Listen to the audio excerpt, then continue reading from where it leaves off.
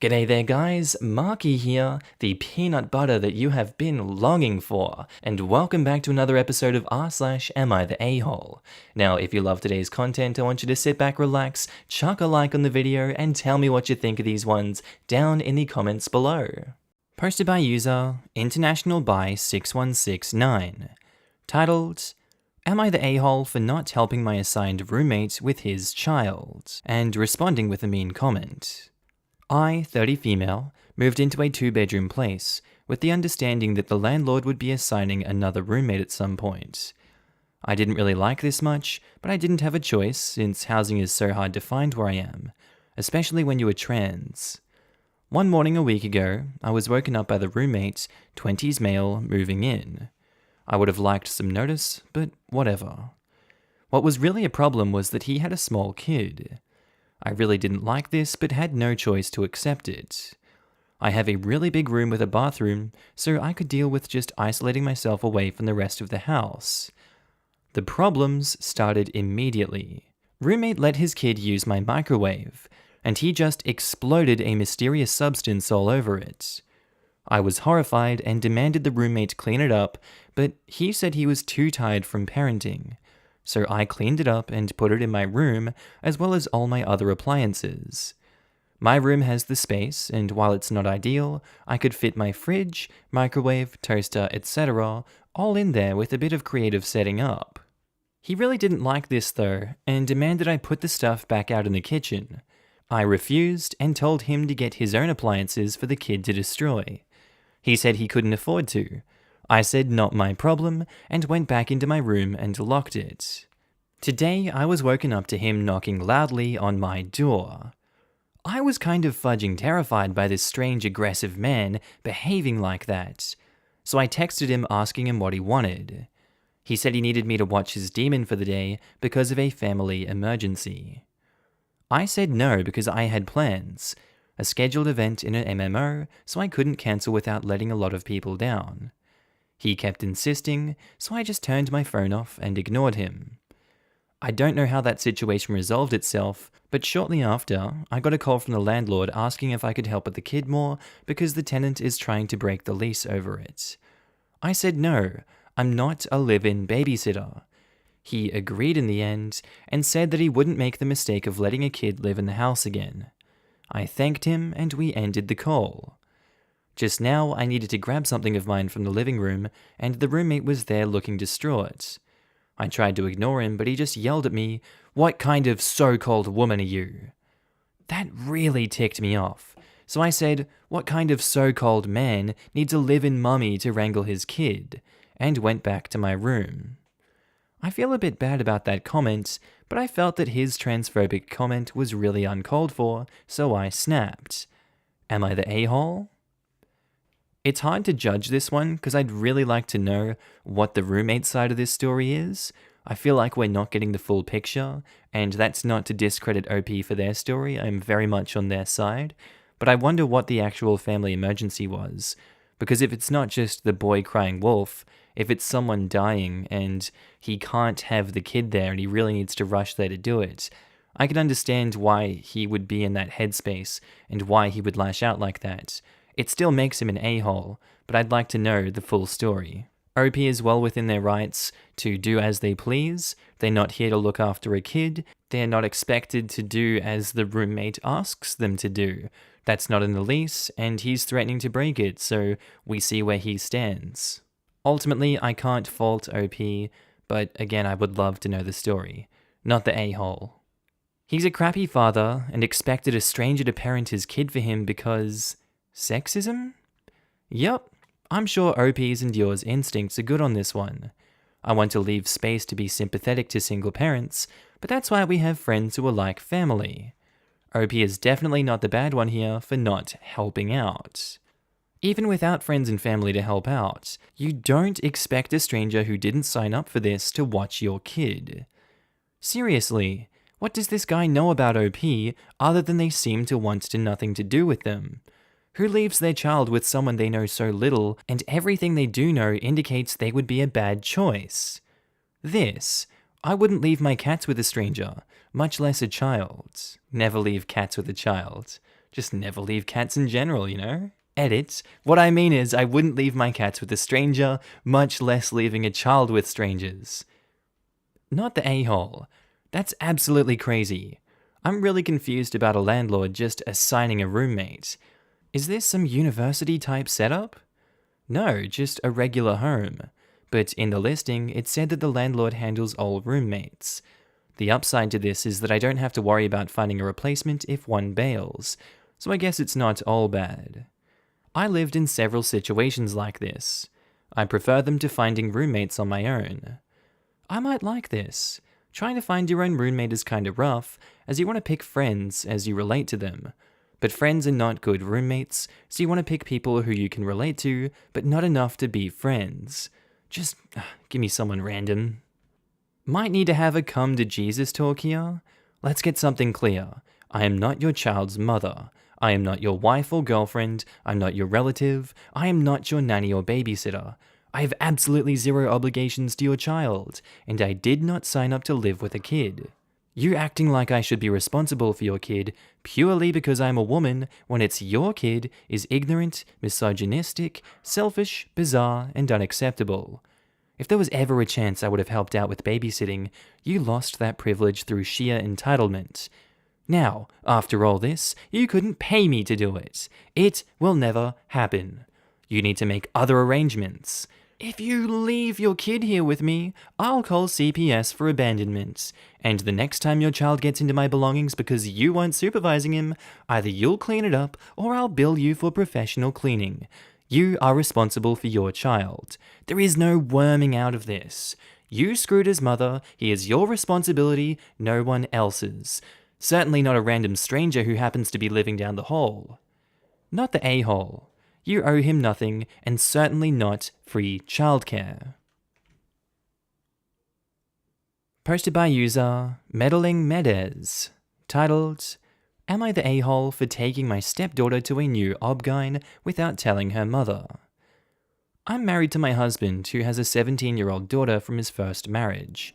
We've been married for 4 years. To get things out of the way, my husband and I started dating well after he divorced his wife. So we have her this month because her mother was diagnosed with the big C that is floating around, while it was our week with the stepdaughter. TMI, she started her period last Thursday and it was bad. I'm talking 3 days in bed, puking, cramps of hell. I had similar symptoms when I was her age and was diagnosed way too late with endo. By day 3, I asked her if this was normal for her, and she said that she always has very bad periods, but that her doctor told her it's normal because some women are just less pain resistant. I was alarmed and told her it was absolutely not like that, and her pain was not normal, and she needs to get a second opinion. She asked me if I trusted my doctor, and I told her yes, and she asked me if I could take her. I said of course, and made an appointment. We got an appointment the next morning, and because my husband was away on business, I texted him to tell him what stepdaughter wanted. Next morning we go, I wait in the car. She comes back and breaks, starts crying, saying that she felt so relieved that her pain is not normal, and that while she gets screenings, she got some pills to relieve her bleeding and pain, not contraception. When we came back, she seemed euphoric and was chatting with her mum. When she was done, her mum called me back and was furious with me. I'm talking screaming, calling me names, etc. She said it was not my place, and that the only people that have a say in her health are her and my husband. That it was very creepy from me to talk about her privates when we are at home, and she said that she was going to go to her lawyer to only let us get visitation. I am stunned. My stepdaughter is old enough to make her own decisions regarding health. She is 17. She is not a baby, and I had no intentions but to help her because I went through the same in my teens. I was not talking to her about her genitals. I was talking to her about periods, and I think that is pretty normal. My husband says that he agrees with me, but he is my husband and clearly biased. I would like to know what I did wrong, and if I'm in the wrong to apologize to my stepdaughter's mum. You would be wrong to apologize to your stepdaughter's mum. The stepdaughter is 17 right now. I'm sure it's perfectly reasonable that the first thing she thinks about is you being a pedophile and you, honing in on her genitals because I gotta, protect my kid, when this stepdaughter's mum is doing more harm than good. I think we can write this person off as someone that's insane, and their opinion doesn't matter if it's to the detriment of their own child. I absolutely do not agree with her attacking you. It is disgusting. OP, you are doing God's work here. I've read too many stories where endo gets, diagnosed way too late in life, and it's heartbreaking to see. Not the a-hole. Not the a-hole. First off, mom is probably feeling undermined, or like she's failed in the care of her child by not taking this more seriously. And I get that. It's gotta feel crappy, which is why I would feel crappy all by my private self, and then acknowledge that you helped with a thank you. I didn't realize how bad it was, and she sounds so relieved. I'm not a lawyer, but if the kid is 17, then good luck with running to your lawyer. What exactly is her complaint? My child spent 3 days in bed puking, and her stepmother took her to a doctor who was helping her. Can you believe the nerve of that lady? Also, tick-tock on daughter being able to spend time at dad's and your place whenever she wants. If mum doesn't let this go, it could backfire spectacularly and soon. All of this, and it's just incredibly irresponsible that her mum was not taking her for a second opinion when she was vomiting every month from her period. That's not normal, and I'm glad OP had the sense to take the stepdaughter in for a second opinion, not the a-hole. While I agree it's irresponsible, many women have been led to believe that some women just have bad periods. Her mum might just have thought, she fits in this worse period category, okay, and then just left it at that. OP sounds like she knows firsthand that she had to advocate for this young girl, and thus was actually able to help her. It's pretty common knowledge that puking because of your period is not normal. Period jokes are part of the zeitgeist, and you don't hear any puking jokes there. Bad pain, hot water bottles, ice cream. These are normal things. Puking and spending 3 days in bed is definitely not. I should add, I'm quite certain that some women will suffer enough pain to be stuck in bed for some time, but not every month. If it does happen, getting medical advice would always be sensible. Posted by user AmiTheA Throw Axe 612, titled, Am I the a-hole for telling my husband that I won't punish my daughter for speaking another language in the house because it upsets his son? This is a crappy situation, but here we go. Me and my daughter Anya are from India. Our native language is Hindi. She is 11 years old now. Her father died when she was 5, and I immigrated to the States because everyone was trying to get me remarried to a 60-year-old sleazebag because, oh no, how ever will a woman live or raise a child alone? I started dating my now husband when Anya was 6. He had a 5-year-old son, Ben, 50% custody. Me, Anya, Ben, husband, and Ben's mum got along really well.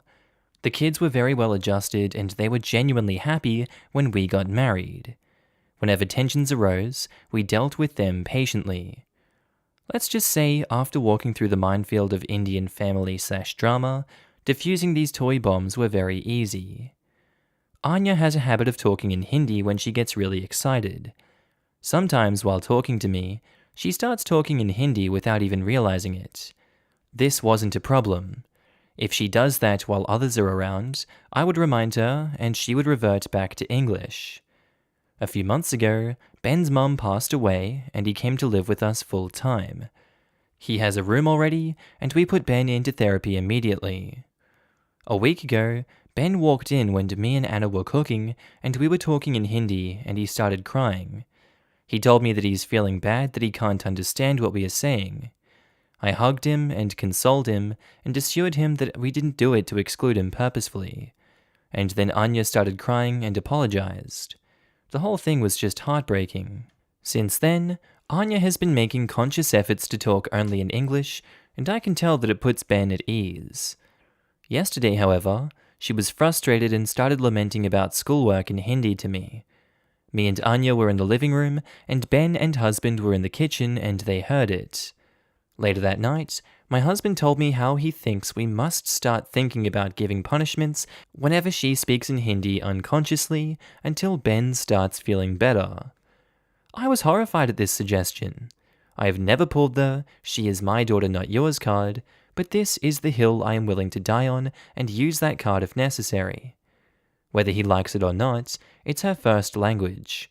Expecting her to always converse in her second language, even when she is feeling some extreme emotions, is just cruel, especially after she is genuinely making an effort to make Ben feel more comfortable.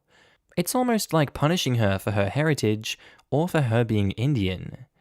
Of course, this is a huge point of conflict between me and my husband. I think it's unfair to do this to Anya, even temporarily. He thinks me and Anya are unnecessarily making Ben feel bad while he is mourning his mother, while we can try and prevent it. Both of us are conflicted here. Who is the a-hole here? While it's unfortunate that Ben's mother died in this situation, and he is reacting as such to his present circumstances, I do think it is unnecessary for OP and Anya to restrict their language, especially given that it's their first language. Like, we wouldn't force Ben to learn another language and then have him use that second language over his primary one. Now, given that both of these kids are very young, it's kind of hard to get Ben to understand that you're not doing it intentionally to him. He's very emotional and he's very reactive. Again, it's a very hard situation, and I can't fault OP for dying on that hill. As much as you have to cater to Ben and his emotions, in the end, he needs to learn that it's okay for them to talk in Hindi, that Anya needs that, and that OP is not the a-hole. Your husband is the a-hole. Punishing somebody for unintentionally speaking their native language is absolutely abuse and will F up your daughter. A gentle reminder is all that is needed. If your husband presses this, please leave. Your daughter deserves better than to be abused for speaking her native tongue. If Ben is feeling so left out, he should be made to learn Hindi. OP says, like I said, this is the hill I am willing to die on if needed. I am definitely trying to make Ben feel included, as it's very obvious that he's just feeling insecure. But doing it at the expense of Anya, who is trying her best, seems frankly cruel. OP, I would also make sure to give Anya an environment where she can freely speak Hindi. Many of my friends who are either immigrants or children of immigrants have lost their ability to speak their parents' tongue because they didn't have anywhere to practice it growing up. They all regret it as adults. Speaking Hindi is not only an invaluable life skill for your daughter, but also an important connection to her heritage, and she shouldn't be robbed of it just to make someone else comfortable. Please, please, please make sure that Anya gets to speak Hindi growing up. Put her in classes or cultural groups and allow her to perfect her skills, especially reading and writing. Giving her access to books, music, and TV shows in Hindi so she'd always have ways to connect with it. Teaching Ben Hindi is also a great idea, but even if he or your husband is not receptive to it, don't let Anya slip into an English-only environment. It doesn't seem like she gets to speak Hindi often now. Does she talk to grandparents or relatives at home? When does Anya actually get to use Hindi? Having Ben and Anya pick a language to learn together may be a good bonding experience for them and give Ben something new to focus on. Posted by user Sweet as Sugar, Cold as, titled, Am I the a-hole for telling my friend that she's only welcome at my house if she doesn't bring her husband? I know the title sounds bad, but please hear me out. So I have severe epilepsy and have a service dog, Onyx. Now, Onyx does have time to cuddle and relax and be at rest and just be a dog. But when he's working, he is working at keeping me alive. He's saved my life multiple times. Now, my friend has been coming over a lot recently to visit. I love her, but have an issue with her husband. He's one of those types who harbors the belief that having a dick makes him superior to women. He also doesn't believe in invisible disabilities, and because of Onyx, he's never seen me have a seizure. Last week they came over, and her husband was being playful with Onyx, which was fine as he was at rest. A little while later, though, the husband began asking if he could dog sit sometime, bring Onyx to their place for a sleepover. I said no, and explained again that Onyx is a service dog and that I needed him to, stay alive. Her husband got an attitude and told me Onyx wasn't a machine and I had no right to deprive him of fun. Then he pulled the "I'm a man so I know more than you" card by explaining that I was wrong and he was right and I could go one night without Onyx and control my seizures. All this time my friend sat on the couch saying nothing. I asked him to leave, and after some huffing and puffing about how rude I am and what happened to manners, and Onyx would have had fun, they both did. Now, today my friend called asking if they could stop by. I explained that I would love to have her over, but her husband was no longer welcome. She got upset and told me that he was just like that, and it was hard to tell sometimes because he had never seen me have a full-blown seizure. I got kinda mad and sarcastically asked her if I should purposefully cause a seizure so that her husband was comfortable. She just kept repeating that he meant no harm and wanted Onyx to have fun. I told her again that she is welcome, but he is not. Am I the a-hole? I feel awful and feel like I'm creating an issue, but that man is just toxic energy, and I worry that his disbelief of my need for a service animal will cause him to do something completely crazy. Edit: I had to work with Onyx for 2 weeks at a training center before I could even bring him home, so he knew exactly how to help me, i.e., read my body and triggers, and so we worked together and we are completely in sync. He's extremely well trained, and I feel like that might have something to do with this. Yeah, I don't know where the husband gets off in the morning, but it's definitely to depriving you of your service dog, because he doesn't want to believe you and your seizures. And like you said, is it going to take you threatening to die for him to believe you? Are we not able to take people on their word when they have a service animal that they feel entitled to bring to their house without it doing its job for its owner? What kind of crazy universe are we living in here? OP, you're not the a-hole for standing up for yourself and your dog. He's a complete lunatic, not the a-hole. You are totally in the right here. Your comment about purposefully causing a seizure so her husband was comfortable was spot on. Why is it so hard for him to believe you about your condition and your needed treatment? Your friend's an a-hole for defending her husband, and her husband is obviously a super a-hole. He sounds like the kind of guy who'd get huffy and defensive if you did have a seizure, and then act like you had a seizure just to inconvenience him and to prove a point. He'd probably mansplain that it wasn't a real seizure, and then go on to explain what a seizure is, and how the dog is deprived of fun for her disability. He's awful. Hell, he'd probably interfere with the dog to try and prove that OP doesn't need him to deal with her episodes. This dude legit strikes me as dangerous. I don't understand how he's comfortable asking to borrow her service dog. Has he ever asked a man in a wheelchair if he could take it out to pop some sick wheelies and have fun? Same thing, right? Or just, generally? Dogs aren't a borrowable property. Dog sitting is a thing, sure, but for the sake of convenience for the owner. There's no such thing as "I want to borrow your dog, therefore you're obligated to loan it to me."